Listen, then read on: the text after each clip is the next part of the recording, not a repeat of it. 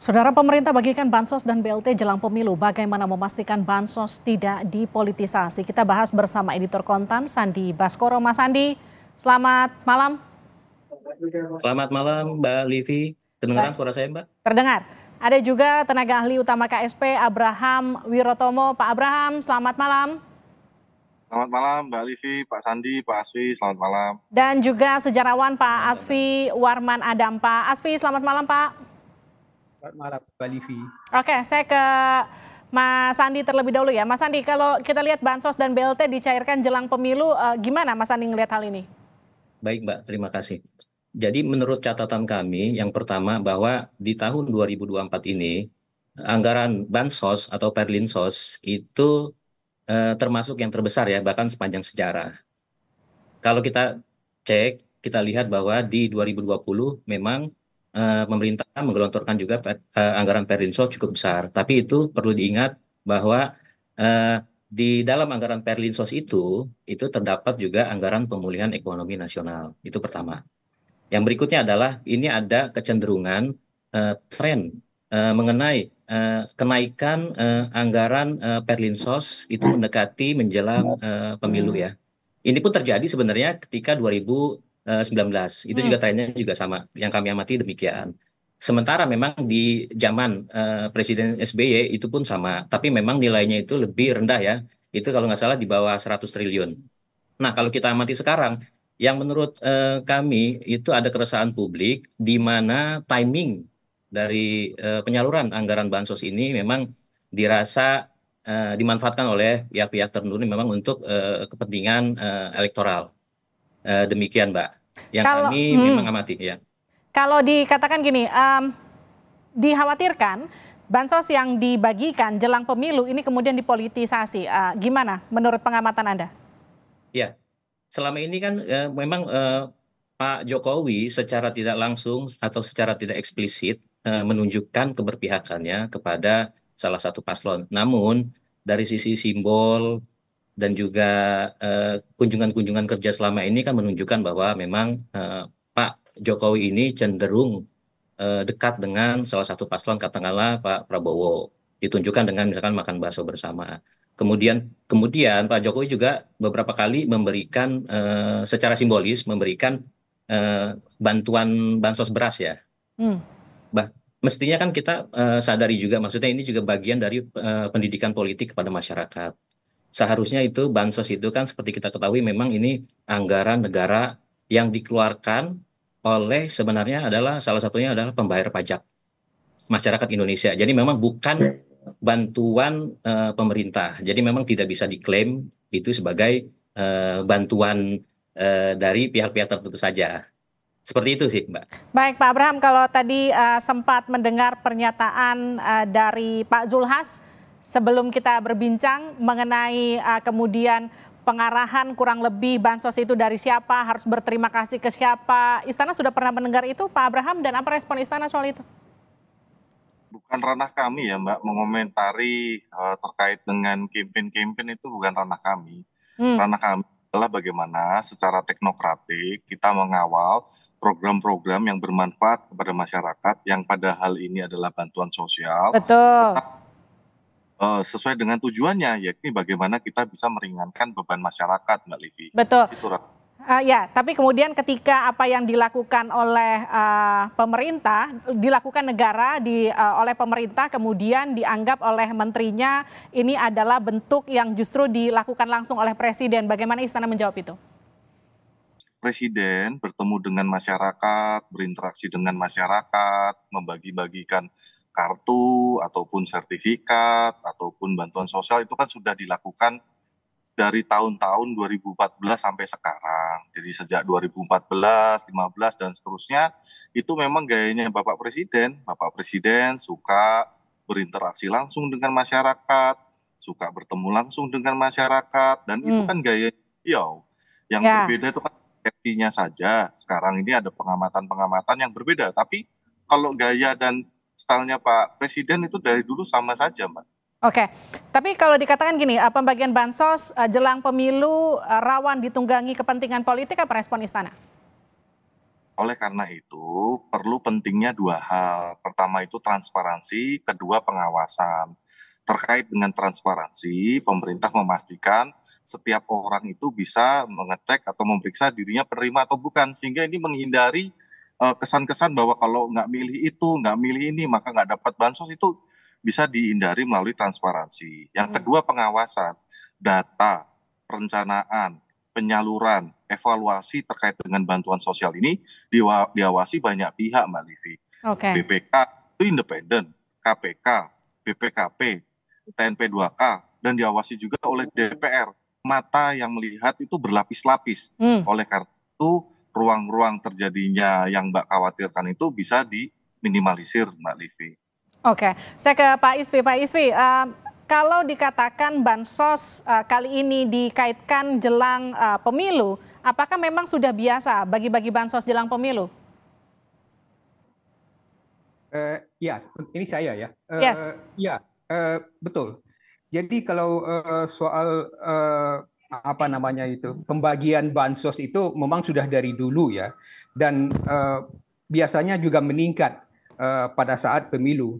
Tapi yang berbeda sekarang ini adalah bahwa pada saat ini ada anak dari Presiden Jokowi yang menjadi salah satu pasangan calon presiden. Nah, itu yang membedakannya dari tahun-tahun atau pemilu yang lalu. Dan yang kedua, kita bisa melihat ini dari rangkaian pernyataan Pak Jokowi sebelumnya, bahwa pertama beliau mengatakan akan cawe-cawe di dalam pemilu. Lalu yang kedua, anaknya melalui pelanggaran etika di MK itu menjadi salah satu calon wakil presiden. Nah, kemudian yang berikutnya Pak Jokowi juga mengatakan pejabat negara termasuk presiden itu berhak memilih dan juga berhak melakukan kampanye. Dan rangkaian inilah yang menyebabkan orang percaya ketika ada beberapa keanehan yang tidak biasa di dalam penyaluran bansos ini menimbulkan dugaan bahwa ini dimanfaatkan untuk kampanye. Ya, tapi kemudian kan sempat dibantah Pak Jokowi ketika dikatakan politisasi bansos dan anggaran ini sudah disetujui DPR. Kalau kita bicara timing, waktu pencairan dan juga distribusi bansosnya, menurut Anda, Pak Asfi gimana?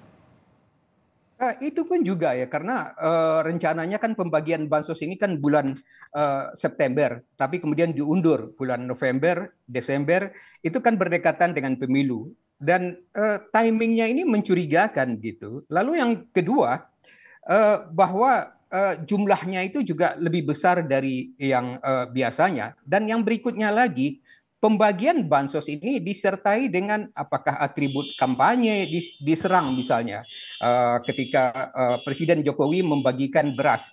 Nah, itu bisa dibantah ya, tetapi sumber yang lain seperti majalah Tempo melaporkan bahwa yang ada di sana itu adalah baliho Prabowo dan Gibran gitu misalnya. Lalu yang lainnya itu adalah bahwa para menteri seperti Pak Zulkifli Hasan dan Erlangga Hartarto misalnya itu berkampanye mengatakan bahwa bansos ini dari presiden dan harus berterima kasih kepada presiden. Dan tadi juga sudah terang kita dengar bahwa Pak Zulhas itu mengatakan kita memilih Gibran gitu. Jadi bansos ini digunakan untuk kampanye gitu. Itu menurut saya tidak bisa dibantah lagi gitu. Bagaimana Pak Abraham menjawab itu, Pak Abraham? Ya, di tengah tahun politik, ketika banyak pengamatan, banyak pandangan, menurut kami itu sah-sah saja ya. Itu bagian dari dinamika di tahun politik. Namun kami bisa pastikan ada beberapa fakta-fakta yang tadi tidak tepat. Pertama dari Pak Sandi tadi kan menyampaikan ini bansos terbesar sepanjang sejarah. Dan itu tidak tepat. Karena di tahun 2022 jumlahnya lebih besar. Tahun 2020 jumlahnya lebih besar. Sehingga tidak tepat statement bahwa ini anggaran perlindungan sosial yang terbesar sepanjang sejarah. Lalu ketika Pak Asfi menyampaikan bahwa bantuan sosial ini diundur dari September ke Februari, itu juga tidak tepat. Jadi yang namanya bantuan pangan sudah bergulir dan sudah mulai disalurkan sejak bulan Maret tahun 2023. perencanaannya sejak tahun 2022 dibahas dengan DPR dan disetujui dengan DPR. Ya. Lalu yang tahun 2024, Mbak, itu pembahasannya sejak tahun 2023 dan juga disetujui oleh DPR di tahun 2023. Pada saat itu ada hiruk-pikuk dan pengamatan seperti tadi, sehingga pengamatan seperti tadi ini ya bagian saja dari dinamika saat ini sedang tahun politik, itu terkait dengan pandangan-pandangan, itu bagian dari tahun politik yang ada menurut kami, Mbak. Oke. Ini kalau tadi data yang kita tampilkan kan ada irisan yang beririsan itu hanya di 2020 dan di 2024. Kisarannya hanya sekitar, ini kita tampilkan ya, di 2020 498 triliun, 2021 468,2, 2022 itu 460,6, 2023 443,5, dan sekarang di 496,8. Apa yang membuat nilai di 2024 ini hampir sama dengan ketika kita di pemulihan ekonomi di awal-awal COVID, Pak Abraham? Ya, pertama anggaran dari Indonesia atau APBN dari tahun ke tahun itu belanjanya itu terus meningkat, Mbak. Jadi katakan ambil contoh yang anggaran APBN tahun 2023 ke anggaran APBN 2024, total belanja kita tuh naik 7%. Karena memang pendapatan kita meningkat, negara kita semakin besar, semakin maju, maka anggaran kita semakin besar, meningkat 7%. Sedangkan anggaran perlindungan sosialnya itu naik 4%. Jadi peningkatan anggaran perlindungan sosial dengan peningkatan APBN itu masih lebih besar peningkatan APBN. Dan kenapa ada kenaikan terkait dengan perlindungan sosial? Sekali lagi, urgensi dari bantuan pangan ini adalah kaitannya dengan krisis pangan global yang terjadi di berbagai negara. Bahkan PBB menyampaikan krisis pangan global, Mbak. Dan tentu ini berdampak kepada masyarakat Indonesia juga. Itu yang menjadi fokus dan perhatian dari pemerintah. Bagaimana pemerintah bisa membantu meringankan beban dari masyarakat, Mbak Livi. Iya, tapi kemudian ketika ada yang menyebut Pak Abraham, bansos dan BLT ini dibagikan saat indikator ekonomi Indonesia justru membaik, pengangguran dan juga inflasi rendah, itu gimana respon Istana soal itu? Betul, dari perlindungan sosial, Mbak, yang 400 triliun itu kan bukan cuma bansos, Mbak. Ada subsidi listrik, ada subsidi LPG 3 kg, ada subsidi BBM. Jadi banyak program, bukan hanya bantuan sosial yang sekarang kita sedang diskusikan. Itu ada rangkaian program dari pemerintah untuk meningkatkan daya beli dari masyarakat. Oleh karena itu, ketika para pakar dari Semeru, World Bank memperkirakan bahwa angka kemiskinan Indonesia itu menjadi 2 digit, belasan persen, kita patut bersyukur alhamdulillah bahwa saat ini angka kemiskinan kita 9,an%, Mbak. Itu tidak terlepas dengan adanya program-program juga dari pemerintah, Mbak. Oke, Mas Andi, kalau tadi mendengar pernyataan dari Pak Abraham, memang sejauh mana sih efektivitas dari bansos dan BLT ini bisa memenuhi target pemerintah untuk membantu pertumbuhan ekonomi? Baik, jadi begini Mbak Livi, ini mungkin saya juga tanggapi terkait dengan statement Pak Abraham ya. Ini ada kaitannya, jadi seharusnya yang namanya peningkatan dana bansos itu berbanding lurus dengan mestinya dana bansos yang tingkat kemiskinan, kan Indonesia ini kan pemerintah mengklaim bahwa tingkat kemiskinan kita itu bergerak dalam tren menurun. Dari sebelumnya itu sekitar 10%, sekarang ini sekitar 9,3% ya di Maret 2023. Nah, seharusnya yang namanya dana bantuan sosial ini kan sebenarnya bantalan untuk masyarakat miskin juga. Kenapa? Trennya itu justru meningkat di saat tren kemiskinan Indonesia itu menurun. Jadi ini juga sebenarnya menimbulkan pertanyaan, itu satu. Nanti kalau kita bedah lagi ke data-data penerima bansos, nah ini yang perlu ditelusuri juga, mungkin termasuk ke lembaga pengawas, bahkan mungkin sampai lembaga penegak hukum. Jangan sampai nanti justru dana bantuan sosial ini tidak tersalurkan ke masyarakat yang memang tepat. Kita prinsipnya tidak tidak menolak dengan bansos, itu bagus. Cuma emang harus tepat sasaran juga, dan tadi lagi-lagi pemerintah tidak bisa mengabaikan keresahan publik bahwa timingnya ini tidak tepat pada saat pemilu. Jadi ini bicara. sekedar timingnya yang tidak tepat atau jumlahnya yang kemudian semakin membuat publik jadi bertanya-tanya kenapa jumlahnya membesar, kenapa timingnya jelang pemilu begitu. Ya, kombinasi, Mbak. Tadi antara timing dengan juga tadi tren. Kita kan tadi tren kemiskinan menurun, tapi sementara dana bansos malah naik. Ini kan juga publik bertanya, ini Oke. sebenarnya yang bertambah ini apa gitu loh? Apakah ini tepat sasaran atau memang malah tidak tepat sasaran? Ini yang harus dibuktikan sama pemerintah. Nah ini Seperti itu, kemudian Mbak. juga harus diawasi bersama juga oleh masyarakat. Betul. Nah untuk kemudian menjawab bahwa ini adalah produk politisasi dari pemerintah atau bukan, bagaimana Mas Andi?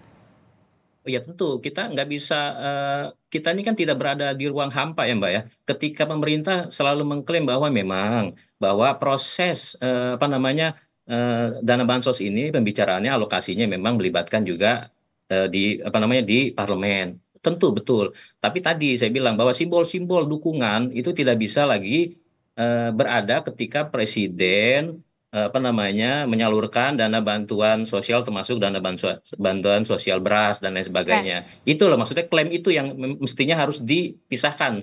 Secara etika kan itu tidak pantas juga. Baik Pak Abraham, silakan dijawab. Ya, mengenai kenaikan anggaran, sekali lagi kami sampaikan bahwa di tahun 2023 tidak hanya Indonesia tapi seluruh bumi ini, bahkan bumi ini mencatat rekor suhu terpanas sepanjang sejarah modern manusia. Oleh karena itu ada gangguan terkait dengan produktivitas pangan yang berdampak pada kenaikan harga pangan. Jadi harga beras, Mbak Livi, itu naik dari 10 ribuan ke angka 12-13 ribu per kilogram, tergantung daerahnya di mana. Ini pemerintah berupaya melindungi mereka yang rentan. Mungkin untuk saya, untuk Mbak Livi, harga beras itu naik 1.000-2.000, itu mungkin tidak begitu bermasalah. Namun untuk kelompok-kelompok yang masih ekonomi rentan, kenaikan 1.000 dan 2.000 itu sangat memberatkan.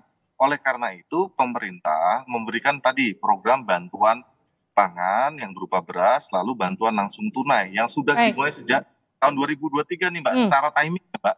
Timingnya itu bukan di 2024 Mbak, program ini sudah dimulai sejak tahun 2023. Nah, ramenya memang baru ketika di 2024, tapi kalau programnya sendiri sudah mulai dari tahun 2023 Mbak. Baik.